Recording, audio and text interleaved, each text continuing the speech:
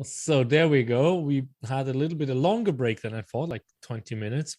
We both needed it. And we also updated the lightning for Stephen here for the second part. And depending on how long we're going to continue this might be actually the second part of the interview, which will come separately. And we actually talked about your book. So let's go more into the book and the story there. I mean, from last year's talk, I know there's a lot of things which went on. I mean, you shared with end of 2007, basically you started to get into dark night of your soul, right? And then with the death of your mom in the beginning of 2009, this was like the big shift. And then you went into the self-help, basically with the 12 steps, and you grew. And you just shared in the break that your whatever girlfriend, the mother of your son, didn't grow out of the spiritual, the dark night of the soul, of the toxic or the negativity you both were in when you kind of met. So how did the book come to life? I know it was a doctor work. It was that's how it started. But why did you take a doctor? So I took the doctorate, as I said in the first part of this, is because I didn't do very well at school. So going through the basics of maths and English all the way up, I got to my MBA in 2004, and I thought there was nowhere else to go after that. I wanted to be a doctor, but that was ego. At that time, it was super ego and vanity. And it was also this tremendous itch because I left school with nothing. So I was trying to prove to myself and to the world, and the world didn't really care less, that I was clever, because I should have proved I was clever when I was at school, and I didn't. So I thought I had nowhere else to go, because the only doctorates were around in them days were the PhDs. And it was more for scientists, and I'm not a scientist. And then I don't know how I fell upon it, but the doctorate in business administration has only been in vogue, has only been in fashion for the last few years. It's not been around, basically. So I thought, oh, okay, that's interesting. And it's more geared towards managerial research over problems at work and business and organizations, rather than the PhD scientific stuff. There is differences, but what the fundamental ones are, not quite sure. But anyway, so I thought, okay, DBA, what on earth do I talk about? What is it, what I can make a proposal over that will be relevant and valid? And one of the things I toyed with was communication. Because no matter where you go, everybody complains about too little or too much or irrelevant communication. So what is it, and how does it apply to work? But how you measure that and do that, I never really got as far as that. And then as I was working the 12 steps, and step 12 is to carry these principles in all your affairs. So in other words, we've gone through the reason, the fundamental reason why we were there. We've sorted that out. And now, as we've sorted ourselves out, it's time to take that and apply the principles, not just to ourselves, to yourself, but to the world around you. And this comes back to leading by example as well. So I didn't have much success in the corporate world. I was defiant. I was awkward. I was confrontational, but not in a physical way, just quick with my mouth. I was insolent and a bit of a smart ass because I was clever. But was that from 2005 to your breakdown in 2008, or yes, was that basically yes. So as I worked my program and I went through the isms, and I started to look at my part, the common element towards my personal life, my relationships, my work life, my home life, everything what's happened to me, the common element is me. So it's too arrogant to say it's the world and it's everybody else. If the common element's me, what is it about me that's not what's attracting the wrong stuff? What signals am I giving out that's not attracting the healthy stuff? And that comes back to looking at your isms and the way you respond and react. So I went through mine and I looked at myself in a working environment as well as the home life, as what we've mentioned before. And I thought, what is it about me at work that really upsets everybody? And getting to the bottom of that was interesting, shall we say. So when I went back into, as I picked myself up and dusted myself down and started getting back to work, I changed my attitude and the way I said things and the way I did things. Now, there's a lot of talk about servant leadership in spirituality. Well, there's none of that nonsense from me. It was about being the authentic me, being a human being, and other people were human as well. So we all make mistakes. We all do something we shouldn't have done, and it might be ignorance rather than intention. But at work, when you make a mistake, it can be very career threatening. You know, you make one mistake at work and that can be you done for the rest of your career at that place. Well, that's not right. You know, we're human. We make mistakes. And also a lot of managers and leaders are taught in certain ways in terms of what they should be and should do at work, without really being who they are. They're taught in business schools, they've been consultants in, they spend millions on education and training, they spend millions on consultants, but none of it seems to work. So what is it? What is it? What's going wrong and what needs to be put right, if anything at all? So that got me thinking, if I'm carrying these principles in all my affairs, including work, what am I doing different at work that's getting different results, if anything at all?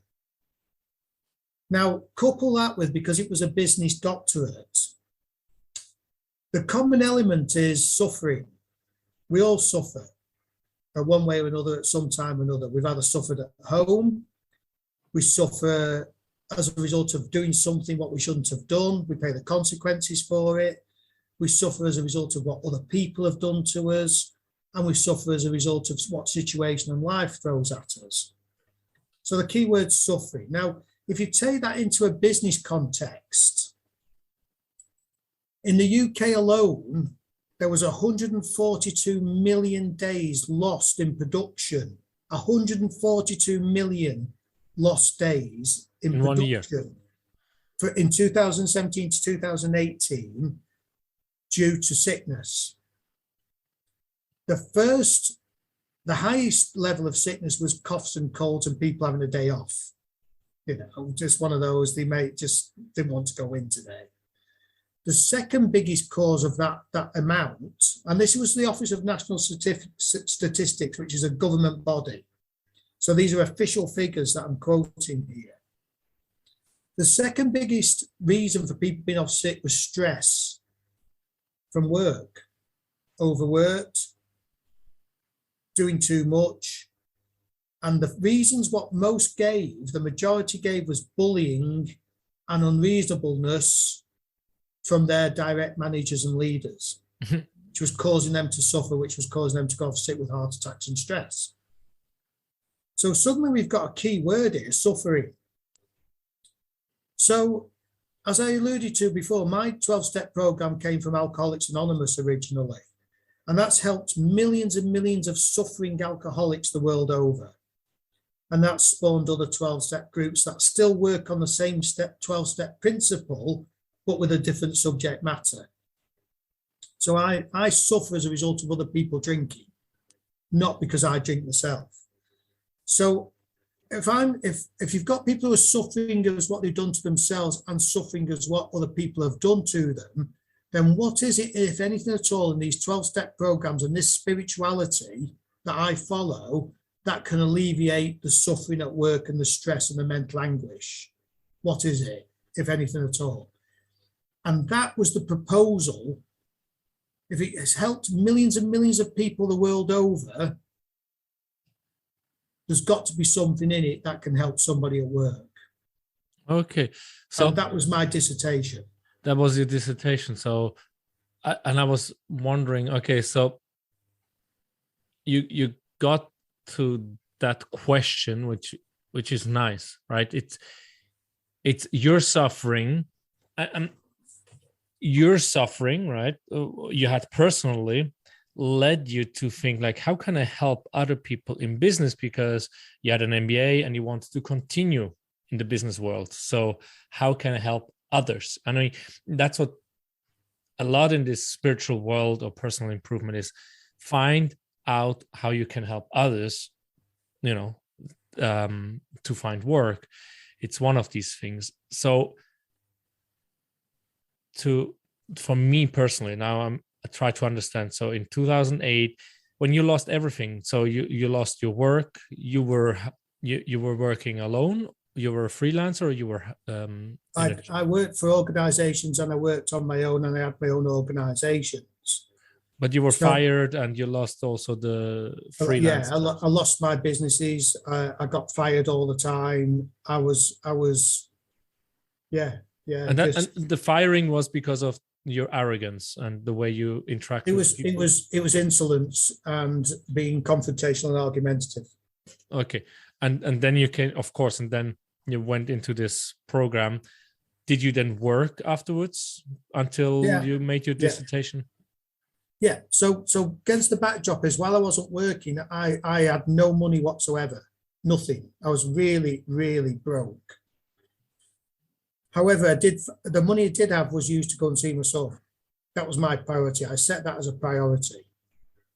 So I had no money. I was so poor. I mean, you made a joke about last time you spoke to me was having my coat on because it was cold.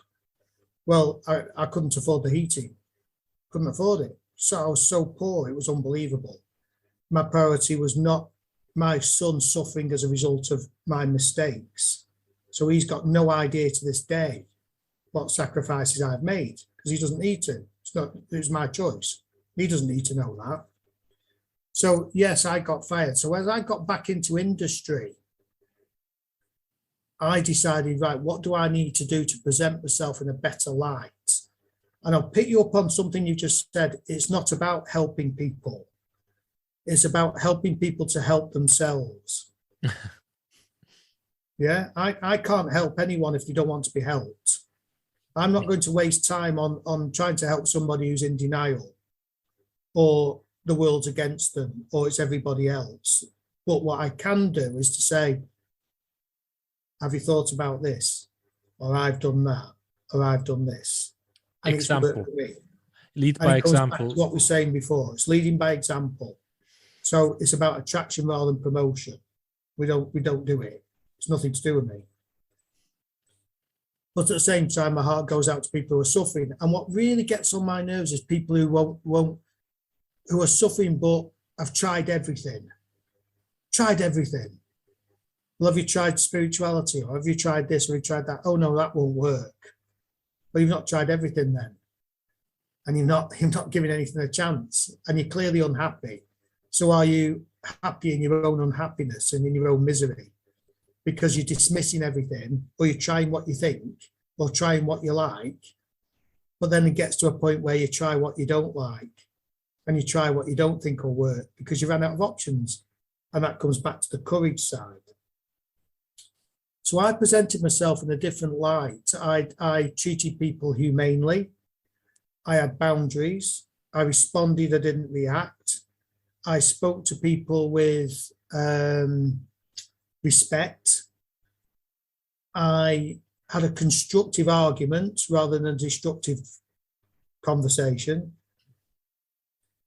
And I respected that other people were doing it that way because that's the way they thought they had to be in business. That's the way they had to manage, and that's the way they had to lead, because that's the way they were taught. But it doesn't work. but they didn't know the alternative. And they've seen other people who are arrogant and horrible and bullying go up and be promoted. And they thought to get that promotion, they had to be the same. They had to copy, they had to emulate and be the same. That was the culture. That's culture. So why, as human beings, do we have to say to somebody else, I've employed you and your survival depends on me? Because if I sack you or if I don't like you, guess what? You're not going to have a job and you're not going to have any money. So you owe me, and you've got to do as I say, not necessarily as I do. And that was the biggest problem in my research that came about, was managers, words, not action, empty words, false words, not making a decision, not treating people humanely, holding grudges, holding people accountable for innocent mistakes, horrible, horrible, horrible cultures and situations. And then you get other managers who won't make a decision because they're scared if it's the wrong one, that's their career threatened. So it was just a whole big, horrible mess. People don't leave an organization, they leave because of the boss, the manager. That was the biggest citation of all. So what is it about that manager and leader, what they're doing and not doing, that's causing that person to leave or suffer? That's the fundamental part of the dissertation. So I started to treat people with respect. I started to listen, understand, persuade, motivate, explain, look at the benefits, look at the reasons, as opposed to just standing there going, do it that way or else. So how was this scientist, your doctor, your PhD or whatever it's called in business? Did you work in the same time, or were you fully at school or at university? I did bits of jobs. I was going.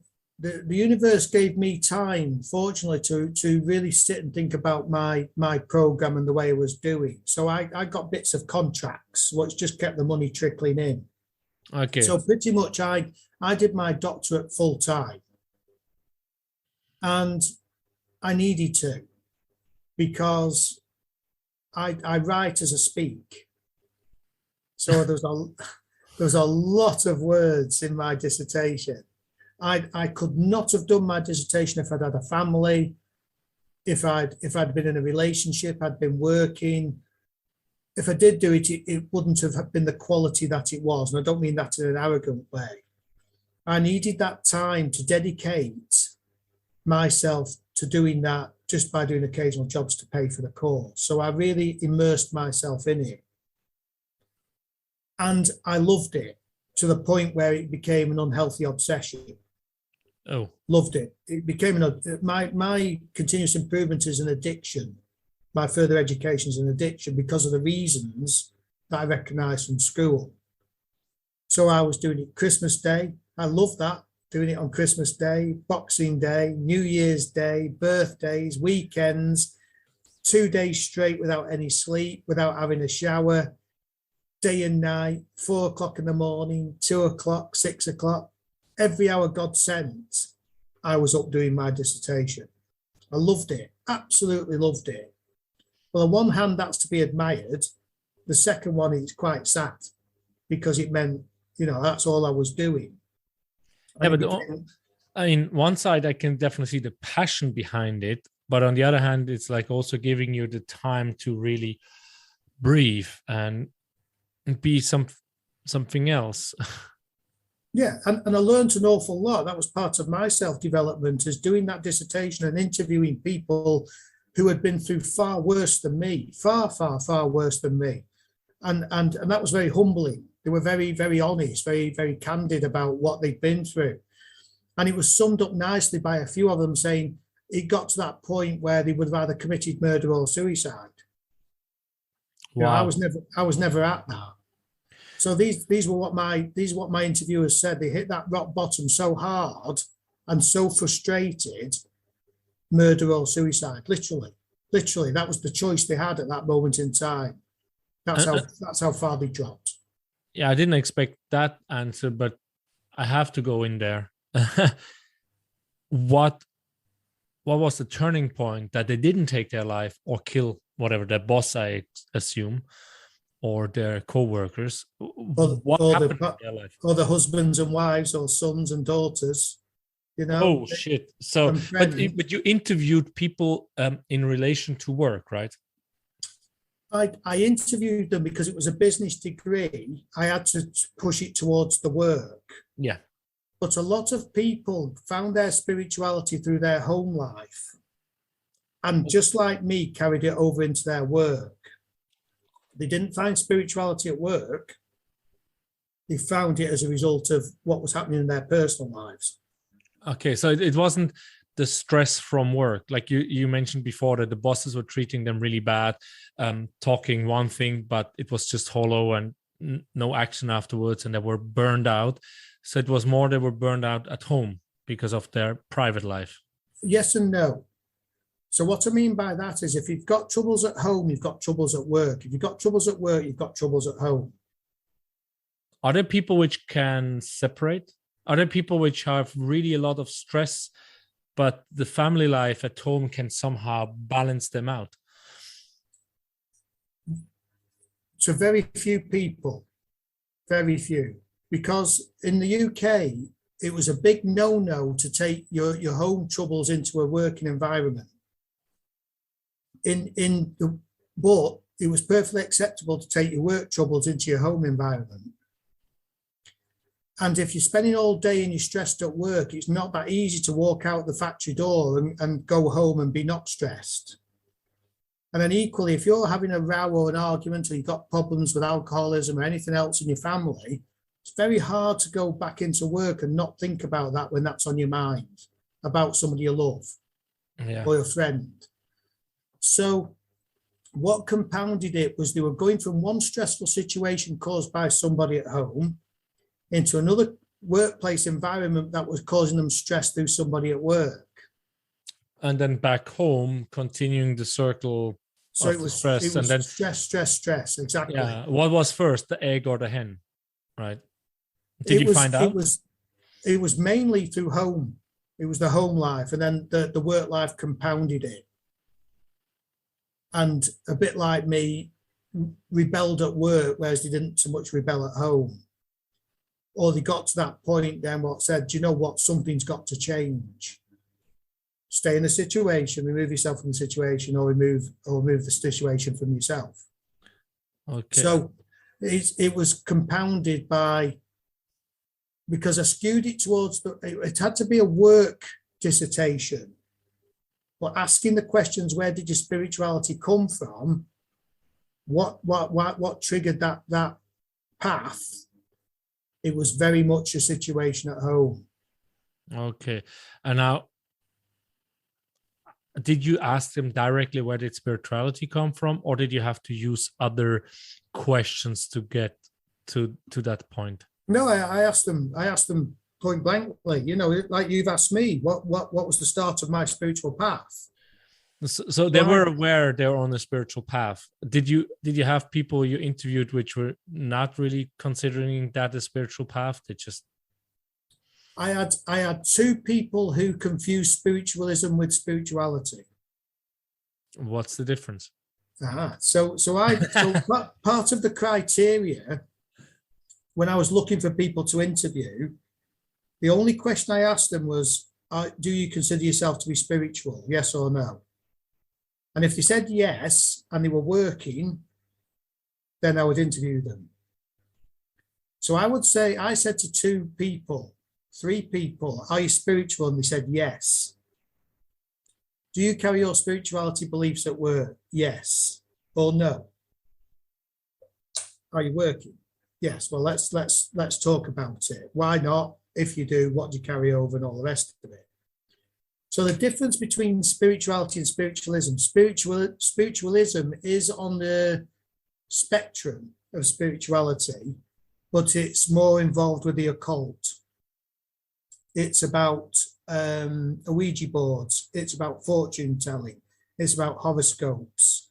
It's about predicting the future. It's going to see gypsies and things like that. And spiritualism, and this is just a bit of trivia, is regarded as a sin in the Bible. Lectivus verse 16.3 or something like that. Lectivus quotes God as saying, he who seeks out a spiritualist will be stoned to death or spend the eternal life in hell. Because the reason for that is because the devil can manifest itself. The reason is supposedly the devil manifests itself by telling you what the future is and giving you a false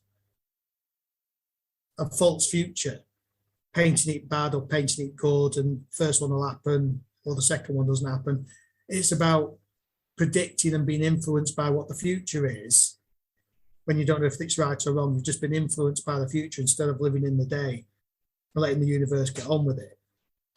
So it's a mortal sin, spiritualism. So a lot of people, when they say spiritual and they go and see these clairvoyants, it's not spirituality, it's spiritualism. Spirituality is about the way you lead your life, exactly what we've spoken about. It's not just about thinking about stuff and thinking about death and being obsessed with life after death. It's about living the life now and doing the best you can with it.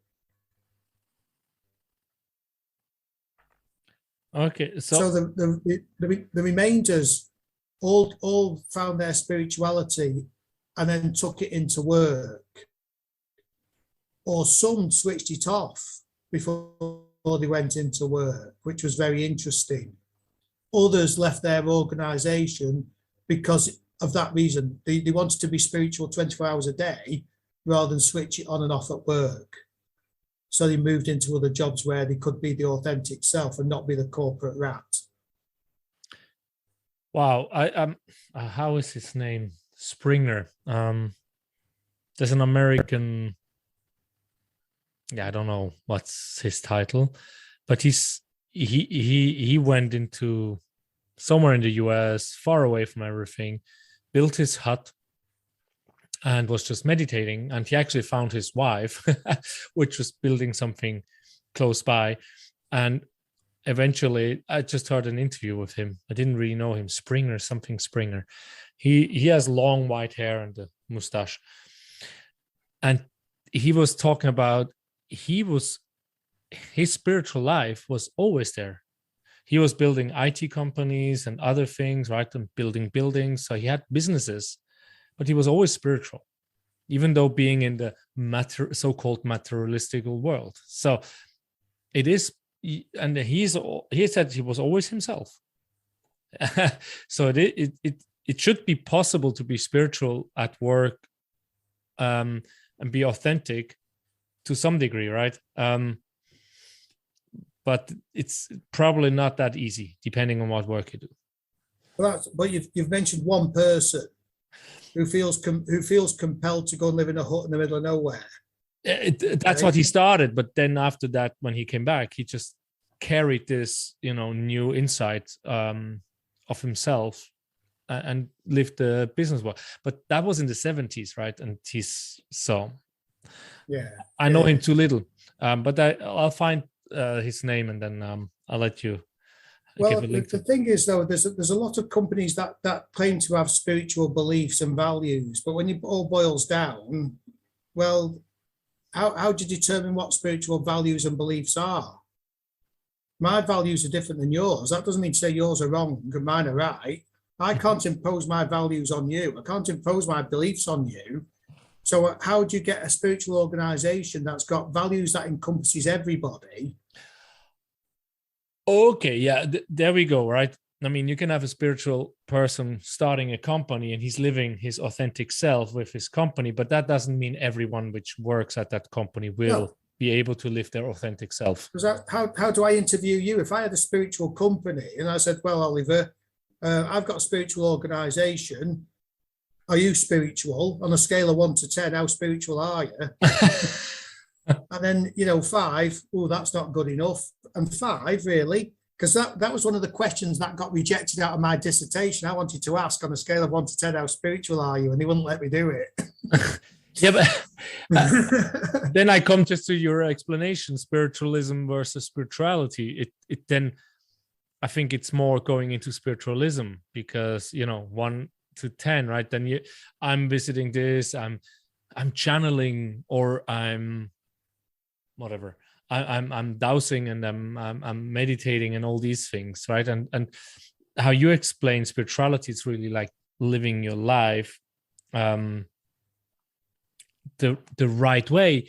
But exactly what you said before just also confirmed to me, truth is different for you and for me. There's not a universal truth which is true for everyone. It doesn't exist. There's wisdom. Exactly. And at the end of the day, I'll say to you, are you spiritual? You can join my organization if you're spiritual. And you'll go, yeah, I am.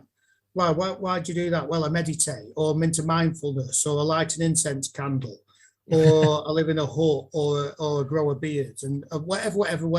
I'm growing a beard. I'm spiritual. Or I'm a Buddhist. You'd be surprised. But that's not my belief of spirituality. That's your belief of spirituality. So does that mean you're wrong and I won't employ you? I have a wristband with a tiger eye and cat eye and whatever crystals. I'll tell you what I've got. I've got a Mickey Mouse watch. That's what I've got around my wrist. You're not wearing it, so you're not spiritual enough. I've taken it off. Yeah, Mickey Mouse. So it's a serious thing. And then, so all these organizations, and then the way the world turns, look, and part of my research is to say, well, what is a business all about? And mainly it's about making money. It's about making profit for the shareholders, and it's about reinvesting that money into the organization or not, whatever the case may be. But that is what a fundamental business does. It pays the costs and makes a profit. That's the definition of a business. So there's an argument, it was Milton Friedman who was discredited, who said, well, if you're a person and you've got the skills that organization wants and needs, then you get interviewed, they offer you a contract, you agree the money. So you go in there to be paid to bring the skills and the knowledge to do the best of your ability in that role, because that's what your contract is. Anything outside of that is nonsense. Your well-being, your happiness, your health and safety is a different thing, but your well-being, your motivation, nothing to do with it. You're being paid to bring you to do a job and a skill that nobody else can do to the best of your ability. And at the end of that, you get paid. So why should an organization be bothered about your stress, health, and well-being? Well, that's fine. But when you start bringing in the human factor of bullying, being horrible, making your life a misery, that suddenly does make it all come a bit more than just go in and get paid. But then equally, if you don't like it, go to another organization. Now, the trouble is, most organizations operate on that business. They're there to make money and you bring a skill and you can do the job. They're not the new church where they're meant to look after your well-being and all the rest of it. And at the end of the day, if you can't look after yourself, and you alluded to it earlier on, if you can't live with yourself, like yourself, or love yourself, how can you be a manager and a leader in an organization that likes and loves and you want to live with in a working environment? It doesn't work. It can't work. The spirituality at work in that model, and that servant leadership, and that's all that altruism cannot work. Because if you're not like that yourself, you can't impose it on other people. You can't tell other people what to do and be, and you can't make other people be something they're not. You can only pay them to do a job and treat them like a decent human being. But you have to be a decent human being to treat somebody like a decent human being. Yeah, and that's, I was also thinking, I don't know when the shift happened, but I mean, I'm really struggling at the moment to find work, or I tell myself, right? As you said, what can I change about myself to change that and draw the right things to me? And I was thinking, I had one job, I had on several jobs, I have to go with the card and stamp in. And if I'm 1 minute late, I have to write why I'm late a minute. Like, what the fuck is that? I mean, we're humans. You had to go in the bathroom. Shit, it took a bit longer. There's a bit more traffic. or you have no more work and you had to wait for 15 minutes in front of the time machine before you can leave. Complete bullshit. Sorry, in today's time, you not create more value to the company that way, or less value. But we were treated like robots. As you said, you're paid for your skill set to deliver something. Now, for some years, don't ask me, you made the research, I didn't. Something must have changed, right? With people getting more perks. You can meditate during work, or you get juices.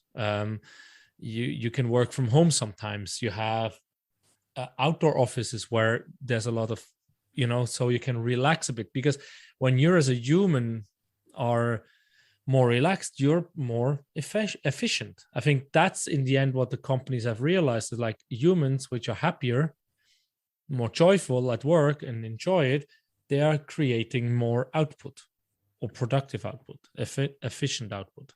But that's very true. But that's never caught on in the UK. So all this juices and meditation. I don't drink juices because it's full of sugar, and I don't meditate. So why should somebody go meditate for 15 minutes and I can't, or I don't? I choose not to. Do I make a complaint that they're getting 15 minutes and I'm not, or do I go and do something else in that 15 minutes? Well, that causes chaos. And I don't drink juice, I drink coffee. So rather than have juice, I want coffee. I meant green juice. I didn't mean sugar juice. But then at the end of the day, let me answer it this way. If that's true, then last year, when I was more topical, I mentioned the 137 million lost days. Yeah. When I looked at last week, at the latest figures, it was 149 million between 21 and 22. So it's gone up significantly. Now, a lot of people said, and that was interesting because it was COVID and it was lockdown and people working from home. So you'd start thinking, well, everybody said working from home would be less stressful, going into work and not having interactions with the managers. Surely means that the sick levels will come down if they're all blaming the bullying and the arrogance of the managers. But it went up. So why has it gone up? So have the managers found a way of bullying over the airwaves? Have they taken themselves out of a stressful situation at work and have gone back to a stressful situation at home? So rather than splitting the two stresses up, they've got more of one and less of the other. Or actually working on your own and being on your own, lonely, creates havoc in your head. It plays all sorts of tricks in your head being on your own. You've not got the distractions. You've not got the politics. You've not got the distractions, or I'm at work, switch off, get on with my job, switch back on when I go back home, onto that stress and all the rest of it. So you've created you've gone back into more stress at home, or working from home is more stressful because you feel compelled to be near the laptop and not switch it off at 5 o'clock and still be on it at 9:45. 11. Or the managers have found a way of being bullying over the airwaves, or you're missing that interaction. Or actually, you're living at home, you realise you live in a bit of a dump, you realise you're cold, and you actually realise that you're stuck with a person who you can't stand, and where you're trying to escape from them for work, you're lumped in with them 24 hours a day, 7 days a week now.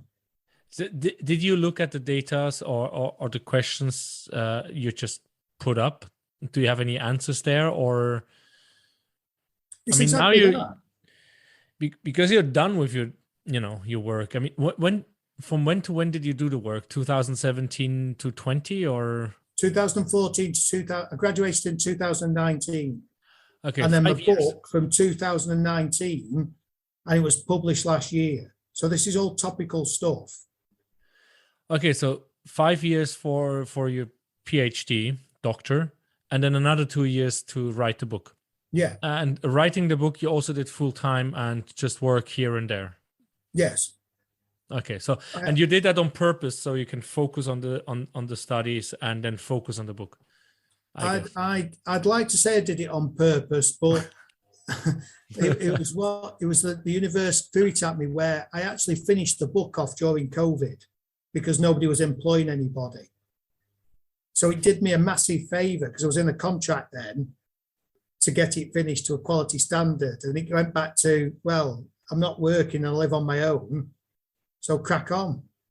So actually, when I say COVID was very kind to me, living on my own comes back to, if I can't live on my own, how can I expect somebody to live with me? Live with me.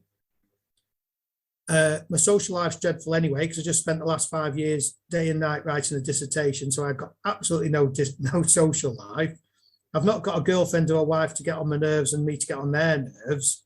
So it was a perfect scenario to do something that I loved during COVID, because it made absolutely no difference. And I'm broke anyway, I haven't got any money, so that didn't make any difference. So it was just more of the same, or something else in a situation what was absolutely perfect for me. And then when I finished the book, I got a job. So it was all meant to be. Oh, yeah, because we didn't talk. Last time we talked was before the book was published. It was really close. Another question I have, like my, master academic mind. How many people did you interview for the PhD, for the doctoral work? So, because I was very enthusiastic about it, I managed to interview 22 people. However, the normal model for an interview is 12, and 3 of those are what you call the test subjects, where you're testing your questions and everything else. So I went out without knowing any different and recruited 22 people, interviewed all of them. And my supervisor went, "That's really good." Or my professor said, "That's really good, but really you need 11 tops. That's standard. That's maximum in any dissertation." So but isn't more better because you get a bigger variety? No, apparently not. He gave me the reason where, no, it's actually a case of, honestly, less is more. 12 is the standard sample, because how far do you go? Do you do 50? Do you do 70? Do you do 100? It apparently works the opposite way, where it dilutes, so it saturates, where you're just repeating and repeating what you already know. So, these people are cleverer than me, and they 12 maximum, 11 maximum says it all, where you get your common themes succinctly without saturating it through further interviews. Because I might interview the 100th person and they'll say something and I think that's magic, but it's one person out of 100, whereas 99 have said exactly the same as each other. So 11 is the common standard in a dissertation. And that was a qualitative or a quantitative? Yeah, so it was more a qualitative. It was qualitative, wordy, because I'm very wordy, mate, believe it or not. So all those. So out of those 22, 11 got put into the dissertation, and 11 went on the cutting room editing floor, which broke my heart at the time. I thought, what a waste of time, because some of it was gold. Really good gold. But I couldn't use it for the reasons why I said. I couldn't dilute it with different people. So I had to take the common themes. And then at the end, when he said, so at the end, my dissertation was 220 pages long. And he said, "Steve, this is really good. That's the good news." He said, "This is really, really good. The bad news is it's got to be 100 pages long maximum." You're like an overachiever, I can see. Going back to probably the first episode, as we are reaching the time frame here, you said because you were not doing the work at school, even though you were clever enough, but you didn't do the homework, your ego started to overdo. So I can see you interview more people than you need to. Probably didn't listen to your professor. No, he never told me. He never told you. You never asked. I did it off my own bat. Yeah.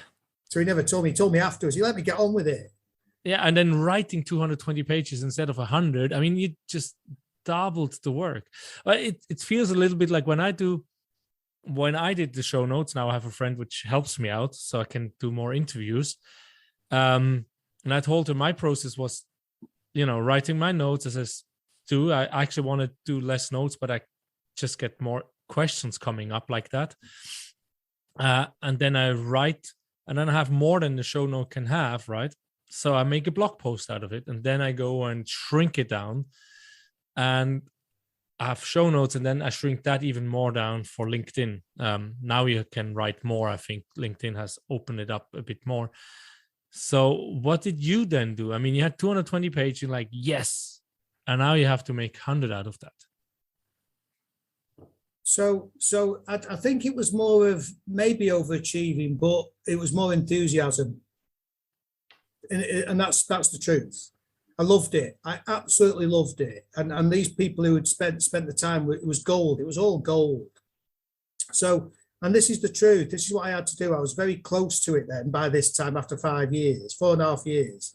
So he said, you got to cut it down to 100 pages. No ifs or buts, no more, no less, 100 pages. So I had to really grit my teeth. And to do that, and this is absolutely true, I had to be so tired, it was unbelievable. Because when you're tired, you just go, do you know what, I'm tired. Cut.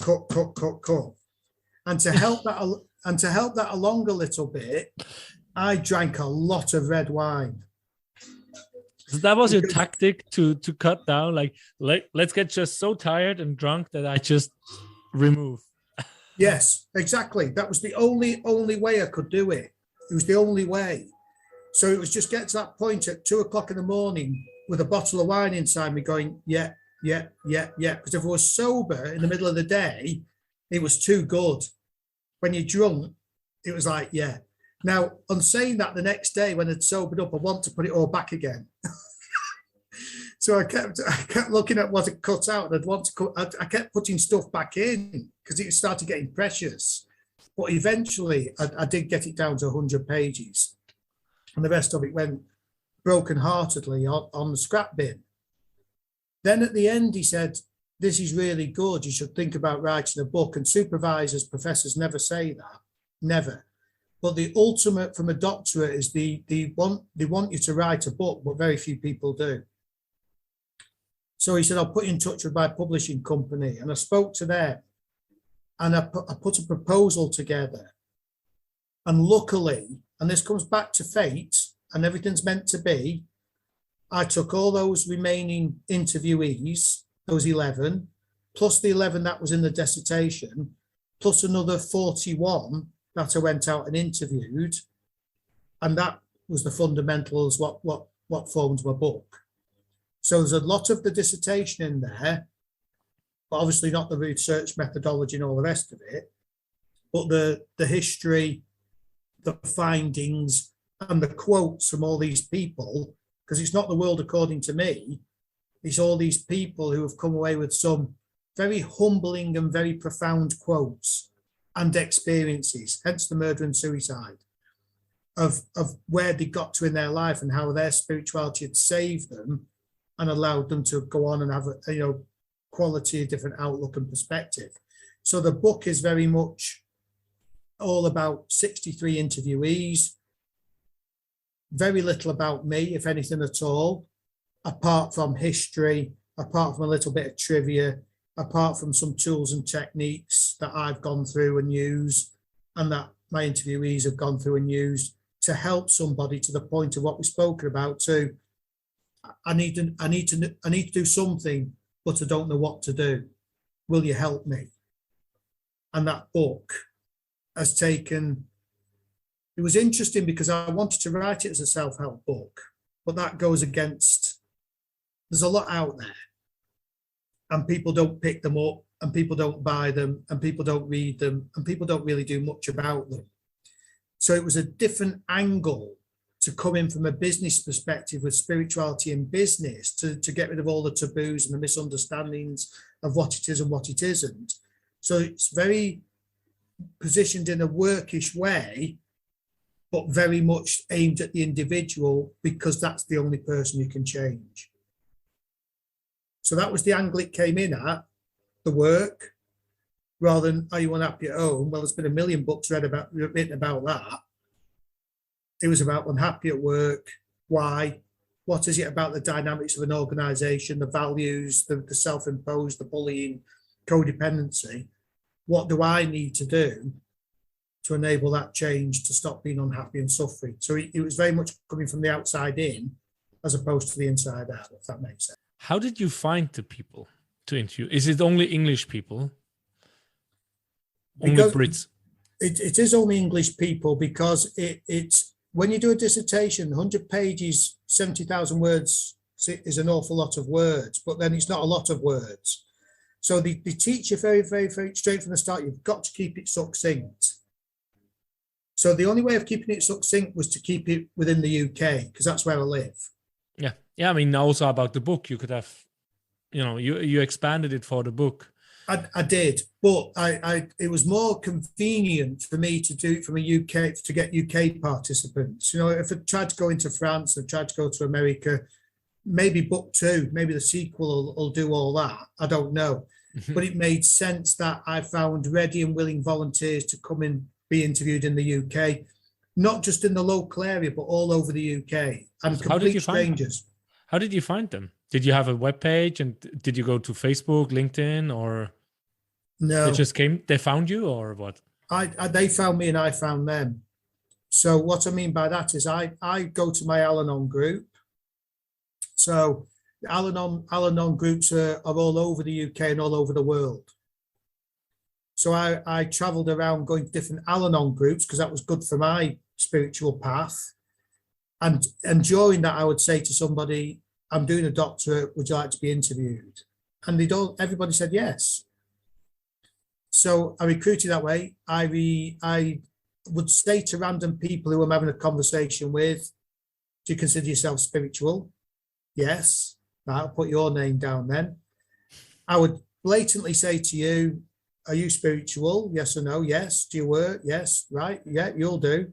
And then I also got referrals by saying, well, no, I'm not, but you want to go and talk to my friend or my cousin or my brother because they're spiritual, and I'm sure they'll talk to you. So it's very much a referral, what they call a snowball effect as well.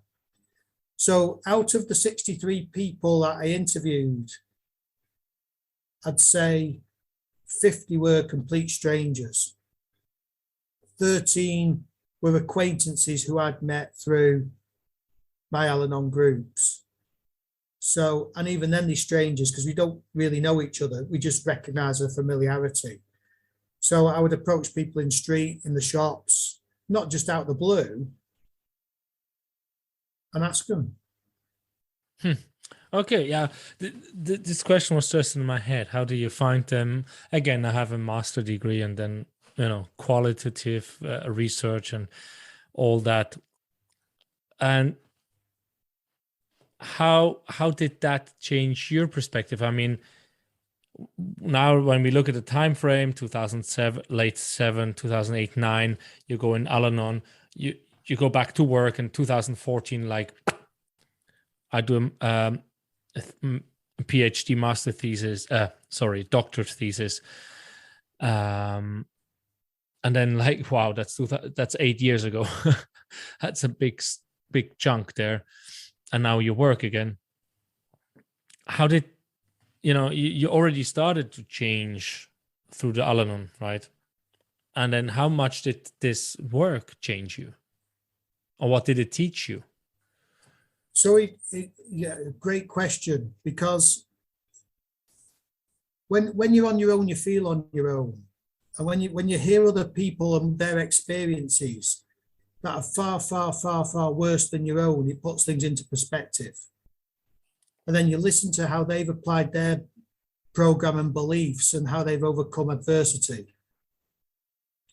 So I was very, very humble in terms of these people have really, I was in a dark place, but these people murder and suicide, and they were serious. That was, some of them were talking about, they'd even push people down the stairs hoping to kill them. Seriously? Yeah. So that's serious shit, really serious, rock bottom murder or suicide. Because like, you can't go on, let's finish it, let's hang yourself. or wherever you want to do it, or let's murder the person because they've got on your nerves and you're causing that much stress. It's unbelievable. So it was very humbling to see these people to talk about it so openly, who've overcome all that and speak with humility, not being humiliated, but humility, with gratitude and appreciation that they got through those bad times, really bad times, and they could laugh, and they had a balance of life, and how much it had changed them for the better rather than make them bitter and twisted. And some of the things they did and some of the things they've done gave me a lot of hope and a lot of faith that what I was doing for myself was okay for me as well, that things do turn out. And you might not see it, you might not think it, you might think your situation's unique, you might think that you're the only person who goes through it, but it's back to the peanuts. What's desperate for some is not desperate for others, but desperate nonetheless. And it was about, well, if all these people can get through what they've been through and make the toughest decisions that you could possibly imagine to get themselves out of the situation and got through it with humor and being humble and gratitude and appreciation and not bitter and twisted and not on any medication, gives you a lot of strength and a lot of faith and a lot of hope.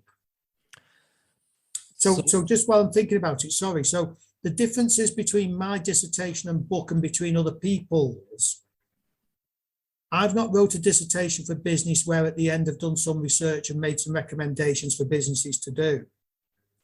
My book and dissertation is very much personal and professional. So I live my work. I haven't just produced a dissertation and got the doctorate and said, thank you very much, look at me. A lot of me is in that. A lot of genuine, humble people are in it. And I live my dissertation and my book rather than it's just an academic paper that I've done to get a doctorate. So it's very personal and very professional to me. I live it. And to hear other people living it and what they've been through, and some of the quotes are brilliant. Some of them are very funny. Some of them are very sad. Makes you realise. Yeah. There's so many more questions. How was the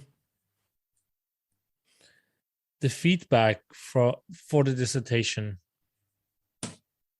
Did you get any feedback from industry, or was it only from the university? Academics don't do that. Academics like to rubbish things because rubbishing things is more interesting. Because if you agree with things, it's boring. So I set off in my dissertation to rubbish everybody's research because that makes it interesting. If I said to you, I like apples, and you said, well, I like apples as well. Why do you like apples? That's a bit dull. Because I said, I like apples, and you said you can't stand it. What don't you like about apples? That makes for an interesting discussion. So it's ironic in the academic world, the more confrontational you are, but with a balanced argument, the better it is. So the feedback was a case of the feedback you get, and it's the only one you want. Well done, congratulations, you've got your doctorate, Dr. Broadhurst. That's what's said. That's all you get. After that, that's when my professor admitted that it was a good piece of work and introduced me to the publishers. But that is the academic world. Okay, that's not what I expected at all, but you're right. I mean, I just remember you need to take all these different journals and reports and look at that and take it apart and yes, and link back and forth. Yes, not my world. Okay, let's then look at the book. Now it's out for a year, or how long has it been on the market? It's been out. And it surprised me. It went on Amazon. And then my ego went in, and I started Googling it, and it's been sold all over the world, which was a complete surprise to me. It's in Barnes and Noble, in America, India, Amazon, Australia. It's been sold all over the world. Oh. And that is very humbling. Now, if I was to give you an example, 14 years ago, I would have gone, look at me, I've written a book. It's going to sell millions. But I don't do that anymore. I've written a book because I was given the opportunity to write a book. I wrote the book to the best of my ability. And to be honest, I don't care if it only sells one. Because if I thought I want to sell 1,000 and I don't achieve it, that's me setting a standard and expectation I can do nothing about. Did you get feedback from the readers? Did anyone reach out to you because they read the book? And I've got a few 5 stars, but nobody's directly wrote back. The trouble is with the subject of spirituality, it's a subject that's too far in people's minds. And the problem in the business world is what we've just discussed. The business is there to make money, and spiritualism is spirituality. Sorry, that was a fraudulent slip. Spirituality is a step too far in people's minds. They think it's rubbish, it's misunderstood, it's rehashed. Part of my dissertation was to say it's not about servant leadership and altruism or this, that, and the other, loving everybody and loving everything and turning the other cheek. As you alluded to earlier on, it's a wire brush, and it's hard, but it's worth doing. You've got to be gentle on yourself, but be self-effacing. You've got to look at yourself. That's the wire brush, but you can apply as much pressure as you want. So the only thing I can say is it was put on a price on Amazon a year last April, and it's still that price now. Okay. So that means it's still selling. Yeah. So it's selling. You said you were not writing it as a self-improvement book. So, but how is it written? Is it with, dry, like an academic book, or like I interviewed blah, blah, blah people, they answered like this, they answered like that? Or is it more like with the stories or the experiences different people shared? So the dissertation has to be academic. Yeah, but the book itself? Yeah, but then I was given permission to be creative in my book. So even though it's got to be academic and the dissertation has to be academic, I was given some license to make it not dry. It's an interesting read, but has to follow a format like it has to. In my book, because academia is dry, and who wants to pick up a book, a self-help book or a workbook that's dry? I mean, that's hard work. And I've read enough business books to know that that's horrible. You know, it's boring. So what? So it's written very much with personality. So the colour in it, there's diagrams in it, there's trivia in it, there's going off at tangents in it. We know you. Just to make it an interesting read, where you could pick it up and go, not right, but read it where it's factual. There's a little bit of fun in it because not everything has to be solemn and dry. There's trivia, but there's meaning in it. And the very least I say is, if you pick up my dissertation and especially pick up my book, and it just creates a spark of a different thought or a different perspective of what spirituality is all about, what life's all about. Maybe that's wrong to say that, what not life's all about, but give you a bit of a thought to what life to you should be all about, then it's done its job. Because people will go out and spend hundreds and hundreds, and I've done it, hundreds and hundreds and hundreds of pounds on an academic book to get them to a qualification, but they won't buy a book that will help their own self-development. And I find that pretty bizarre. I mean, I can tell you how much the book's going for on Amazon, and you won't believe it, because I can't believe it. I had nothing to do with the price. But people go, what, that? How much that for a book? But people are buying it. It's obviously worth it because it still keeps selling. But they'll go and spend the same amount or more on a business academic book, what's boring and awful and dreadful, but won't go and spend money on a book what will potentially help them to look at things in a different way. And that's the human mind. Yeah, I just remember a bit more than a year ago, I was having a talk with a Swiss guy, which had similar, yeah, he also worked in Denmark for a short time, similar issues. And he told me about the book. I'm like, wow, €100 for that book. But I didn't buy it because, yeah, it was also heavy and I wasn't sure if I like it. And I'm spending €100 for a book I'm not sure if I'm reading. It was a bit thefty. But yeah, I also remember school. There was a lot of books and it just cost so much money. And I was like, come on. But you don't think anything about it. I spent hundreds and hundreds of pounds on business books. And people do.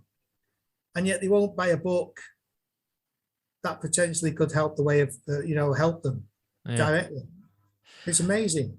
Yeah. Well, is there any story, any interview that was standing out very strong for you, which really was like, wow?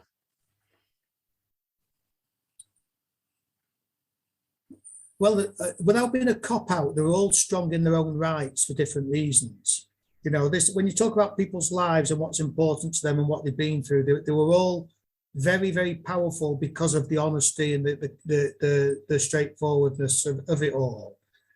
But there was a couple of the trivial things as well as the major things.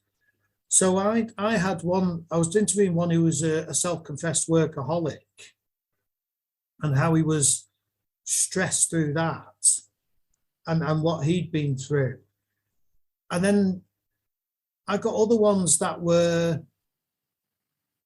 going through the bizarreness of what was said to them by very senior leaders. So one girl, and this is so minor, got sacked from a job for wearing a black bra under a white blouse. Mm-hmm. And you just think, why? Well, it was an excuse to get rid of her. The boss, she said, was always talking about sex. He was a bit dodgy. He was doing this, that, and the other. And you start reading into the human psyche and the triviality and the bullying and the attitudes of people. Astounded me. You think another human being's done that to the point of being laughable, but caused serious consequences. So I'm not going to pick out any particular one because that wouldn't be fair. But each in their own right, telling these different stories. Some are fun, some are trivial, but serious. They're not telling me to make me laugh. They're telling me because at the time, it was laughable, but laughably serious because it was making the lives of misery, stupid things, people's attitude, or another human being's attitude and behavior towards another human being. It's crazy stuff. I think I can read in between what you're saying that when you interviewed them, they were on the other side, right? So they overcame that dark period of their life and they were seeing how ridiculous some of their actions and feelings and thoughts were. Do I get that right? Yeah, and other people's. But at the same time, those ridiculous actions and thoughts from themselves and other people's were causing serious consequences, were causing suffering. And I said, at the moment, right? At the moment. But at that moment. But as time gone by and you put things into perspective and you look at things in a different way, and this is what I'm saying, this is about intention, ignorance rather than intention or whatever, to look at the madness of that situation. And it is madness, and get through it and now be in a position to not demean it or belittle it, but laugh about it, shows how far people come from that really, really, really dark time, from what they've done to themselves and what the people are doing to them, to look back at it and go, and I pushed him down the stairs because I hated him. Yeah. Yeah. Oh. That brings me also to another thing, like attitude of gratitude and forgiveness are the two biggest powers, many people say, also scientifically proven apparently to some degree, of having a better life. This forgiveness. And I don't know if you know Aaron Apke. He has been very much in. He has a big YouTube channel now. He was in this Catholic church in America, went Eastern, came back, and he said one of the biggest thing is that really the forgiveness part, but people misunderstand. They think to forgive a person is to forgive the act, really, like, trying to kill someone, abuse, sexual harassment, and so on and so forth. But he said it's not to accept or just, say this act was okay. It's actually to see the person and the pain the person must have been to commit such an act, which is so inhuman.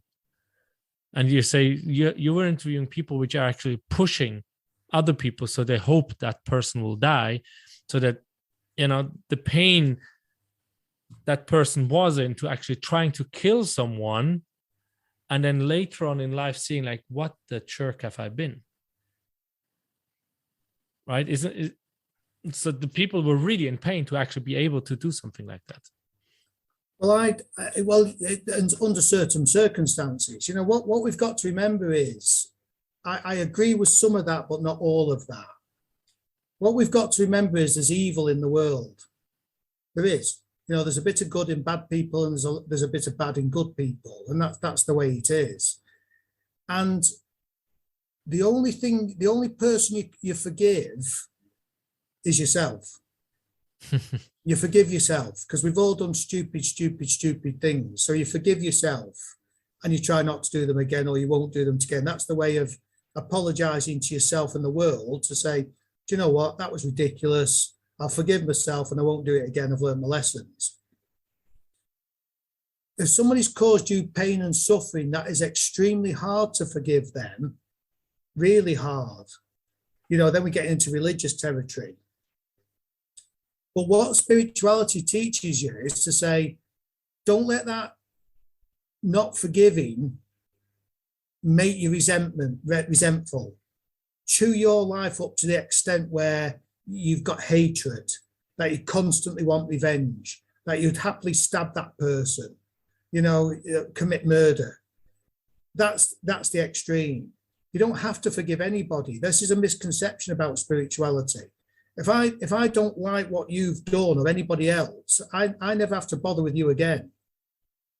But because I don't have to bother with you again, doesn't mean say I sit there and in 6 years' time going, "Ooh, that Oliver, what he did to me was horrible. Oh, if only." It's about not so much forgiving and not even forgetting. It's about not getting that situation what causes a hardened resentment, that causes hatred, that makes you all bitter and twisted, where you can't see the light of life. Now, I know I'm getting perhaps a little bit into the darker place. I met a guy here, and we got down a bit to talk about, feeling good, feeling bad, sickness, and he has like all these dry skin, and he said he knows exactly why he has it. And I'm like, okay, why? And he's like, because he has been sexually abused by a friend of his father. And I'm like, okay, if you know what it is, can you forgive the person, or the bondage you have there, the resentment, as you call it?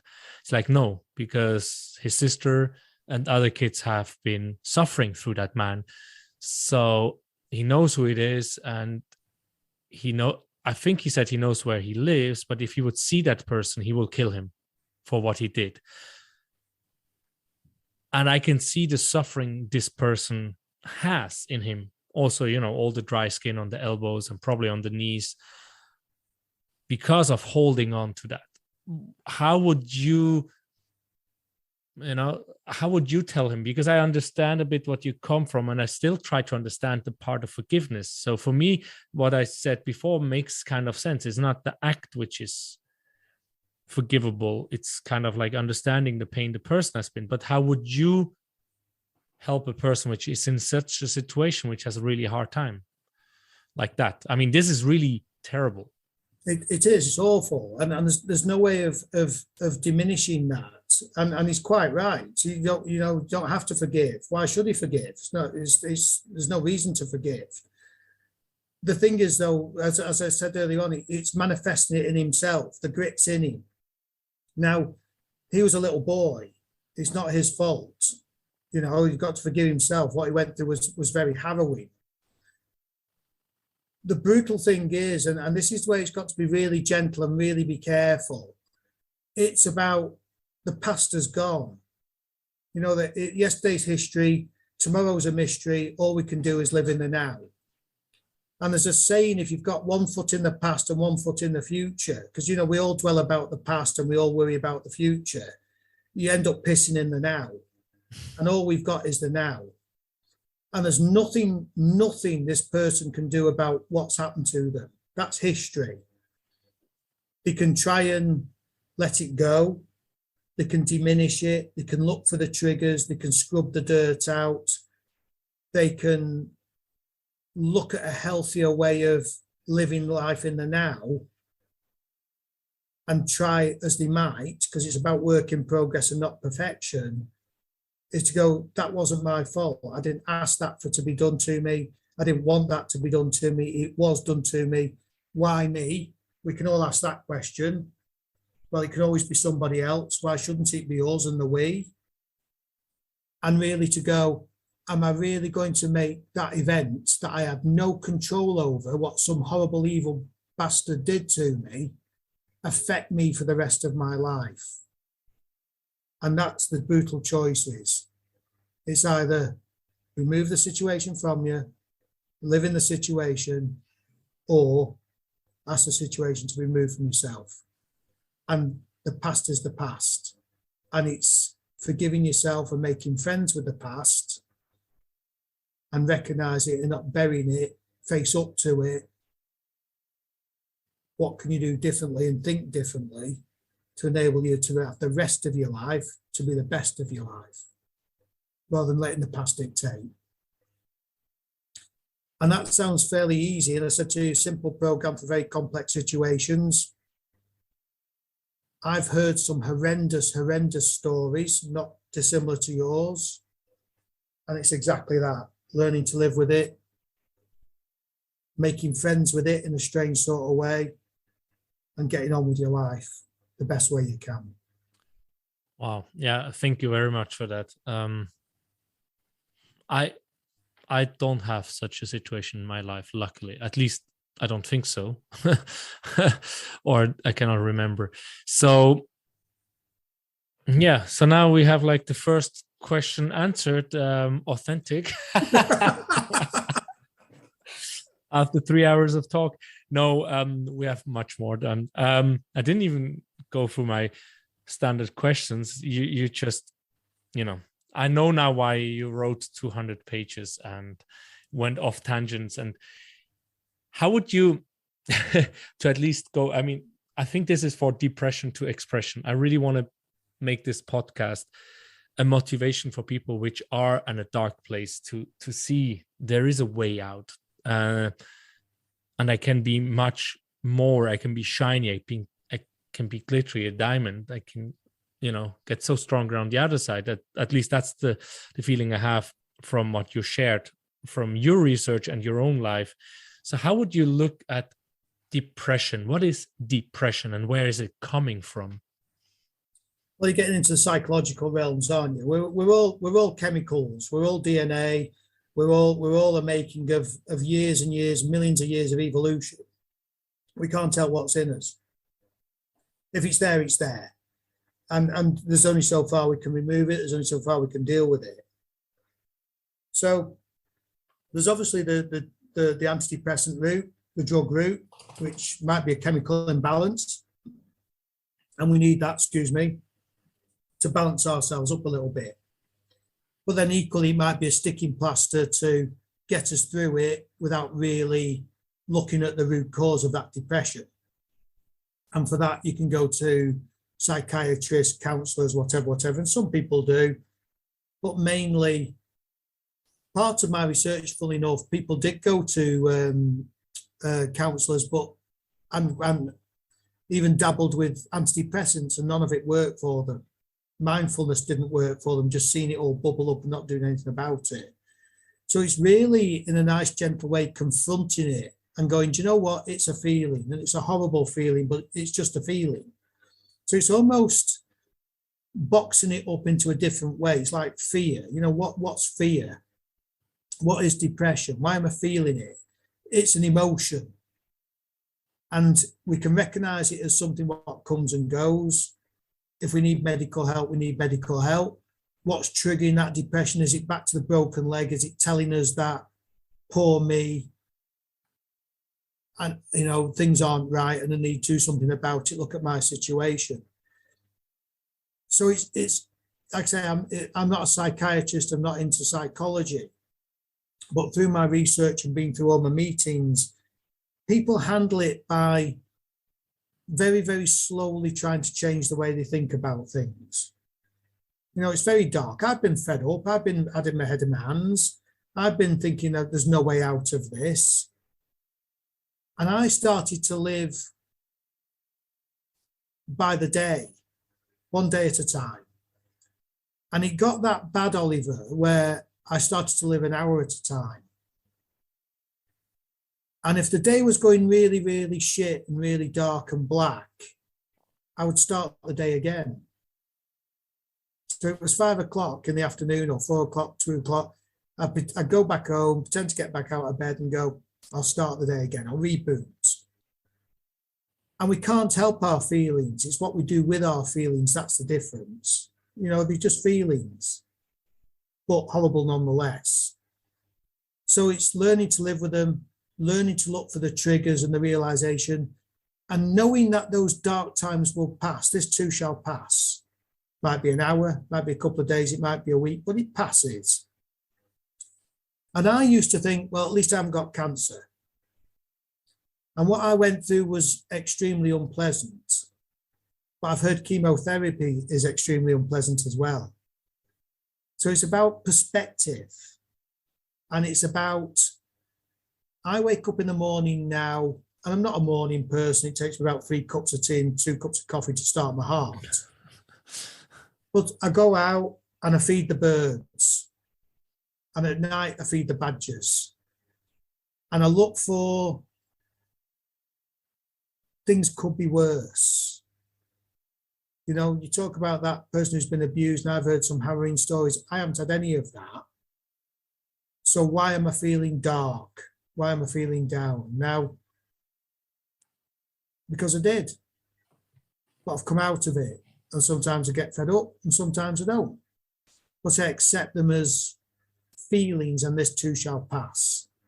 Or what do I need to do, if anything at all, to brighten my outlook? What do I need rather than what I want?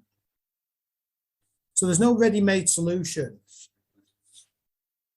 And I'm not decrying antidepressants, but the sticking plasters, the mass, and if you've got a genuine chemical imbalance, that's fine. But the rest is going, why? And just changing that mindset a little bit. Because the answers are out there. The answers to the problems are all out there. The trouble is, we don't like the answers. So if you've got a problem and you've got a solution to the problem, you're fine. When you've got a problem and you don't like the solution, you're fucked. So it's the thoughts, and it's what did you say, ego and superego, which doesn't like, the ism, right? Ism. It's the ism. It's how big the ism is, and it's looking at that ism, and it might be huge, And you might not be able to get rid of it all, or you might have to chip away at it very, very slowly. But once you confront it and recognize it and realize the root cause of it, it's massive, and people shy away from that. And that's what I'm saying. I wasn't being crude. Well, I was being crude, saying if you don't like the solution of confronting your ism, you're fucked. You've always got it.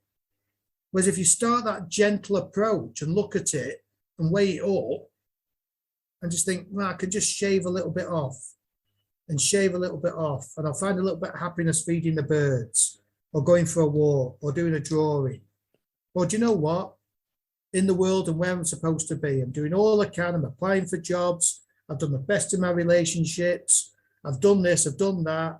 And at this moment, I can't see any light at the end of the tunnel. Well, do you know what? That's about time. And people are impatient. You've got to give time. All you can do is what you can do to the best of your ability. And if there's nothing more you can do, let it go and see what the universe gives you.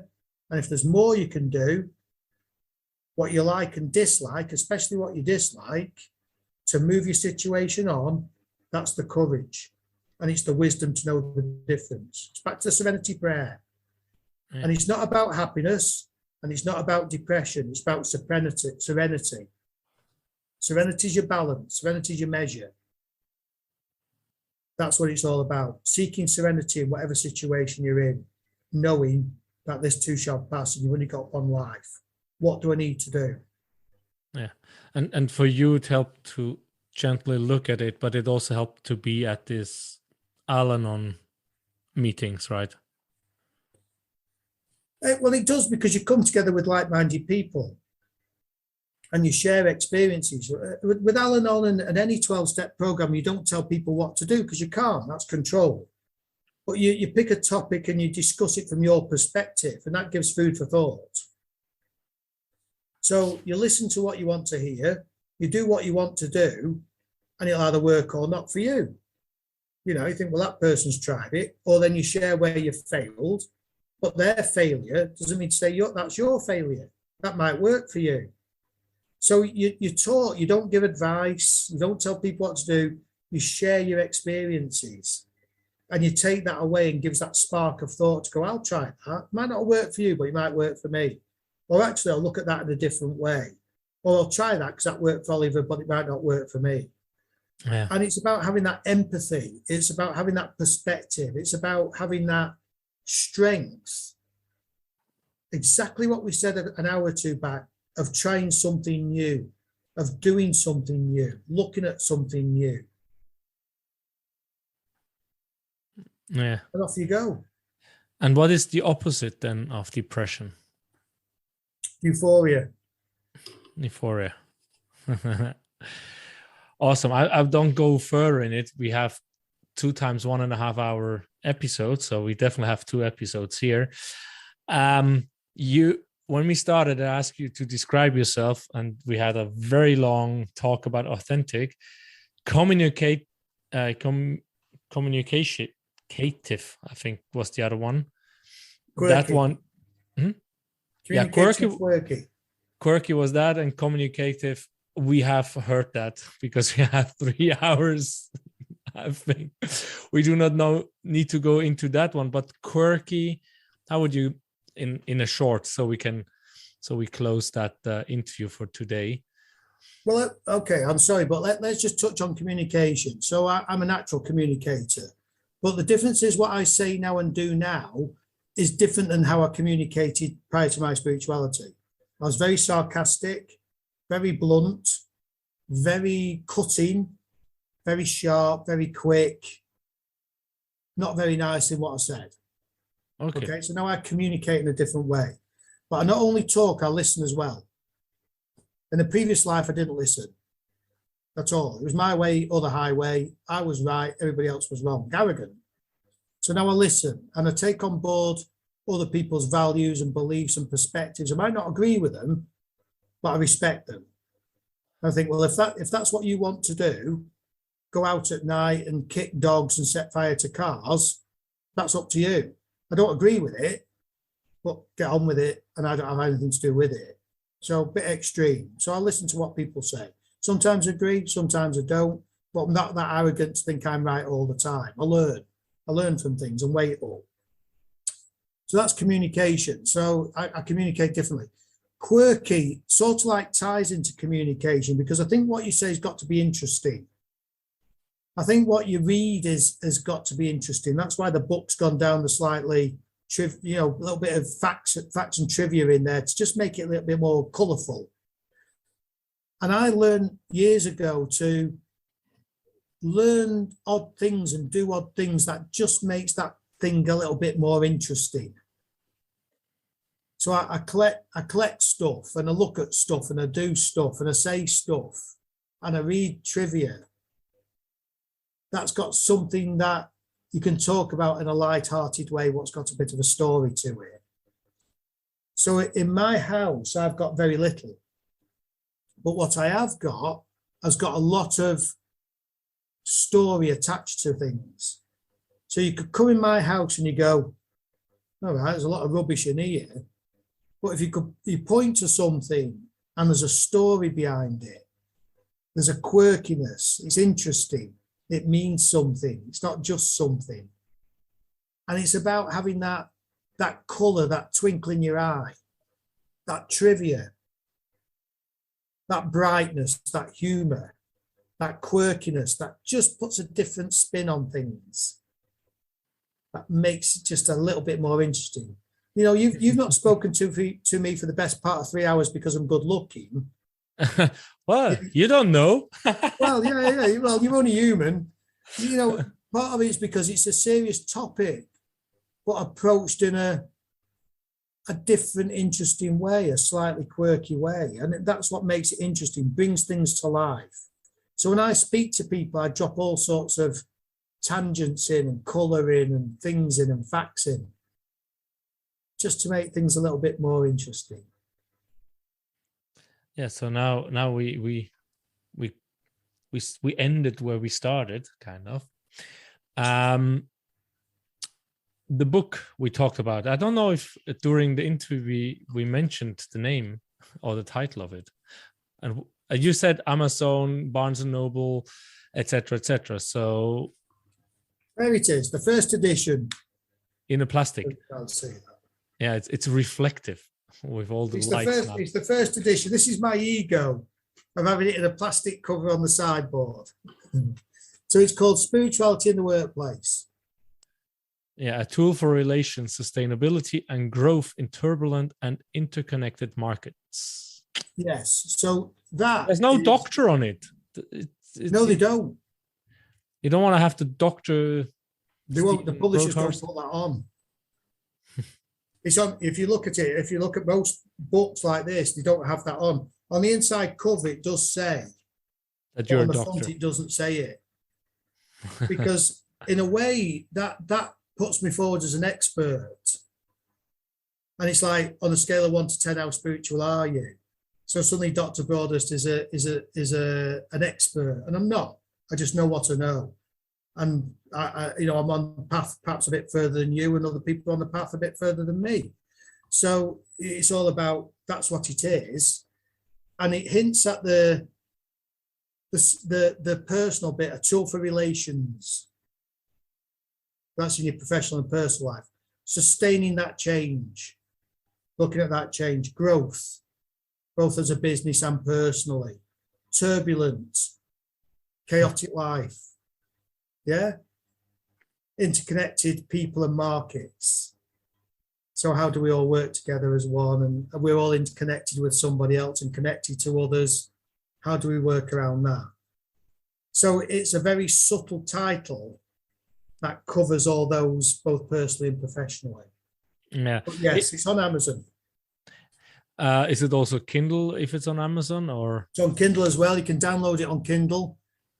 Far cheaper than the hard copy, but I personally prefer a hard copy to pick up and look at. But yes, it's on Amazon. Spirituality in the Workplace, Stephen J. Broadhurst. Yeah, it's pricey, but it's selling, and obviously people think it's worth it who've bought it. So don't hesitate. And by the way, I don't make much money out of it, so I'm not flogging it because I make a fortune. I get very, very little out of it. I've done it more for ego. rather than money. So if it's pricey, yeah. Amazon is earning good money on you for every book they sell then. Absolutely. And the publishers is as well, because they got to print it and distribute it and market it and all the rest of it. So you'd be shocked if I told you how much I got out of it. Peanuts. But that's not why I did it. I did it because I hope at least one person will pick it up and go, oh yeah. It changed my life. And if people say, okay, that was interesting, I want to have personal interaction with this Dr. Steve Broadhurst, where can they reach out to you? So they can find me on LinkedIn, Stephen with a PH, Broadhurst, Broadhurst, EDBA. I haven't put doctor on it. It's got EDBA at the end of it, Executive Doctorate in Business Administration. I'm on LinkedIn. Happy to share my email address. I don't know if this is the right forum to do that, but I'm happy to do that. If you have one. Yeah, okay. So it's my name, Steve, Steve, J. Broadhurst at yahoo.co.uk. Oh, yes. UK. Super. That's awesome. Anything I forgot to ask you? I mean, we have a lot of talk. Anything you want to get off the heart? There's always something. It's a huge subject. It's a brilliant subject, and we've covered a lot of ground in a short amount of time. Yeah, we did. But there are answers. There is hope and faith. It's about courage, and it's about serenity, and it's about having a decent life. I think there was one thing that I wanted to pick up on and mention, and I've completely forgotten amongst the general scheme of things. So all I can say is maybe we'll reconvene and have another session when we've reflected on this. If there's any questions that are coming out or people are interested to know more, there's always more to be spoken about, but without flogging it and really killing the subject. I think we've gone as far as we can go. I'm sure there's lots of loose ends that need tying off, but that's the nature of the subject and the conversation. So if there's any questions or people want to reach out to me, or you can think of, that's fine. Let's do another one. Yeah, we can always do more. Yeah, with that, thank you so much. I'm pretty roasted, I can tell you guys. It's 11:45, 11:45 midnight for me. And I need to walk with the dog. I only went very fast before we had to interview. Next time when I have you on the show, I better put it at 6 o'clock my time instead of 8 o'clock. Thank you for your time and your interest. And at the end of the day, the message is, look after yourself. Yeah, look after yourself the best way you can. Yeah, I definitely feel much better than yesterday. Yesterday at the same time, I talked to a friend and I was about to really how do I just end this? Because I don't want to continue this life that way. And today I'm like, all better. And it is really this practice. This will also be over.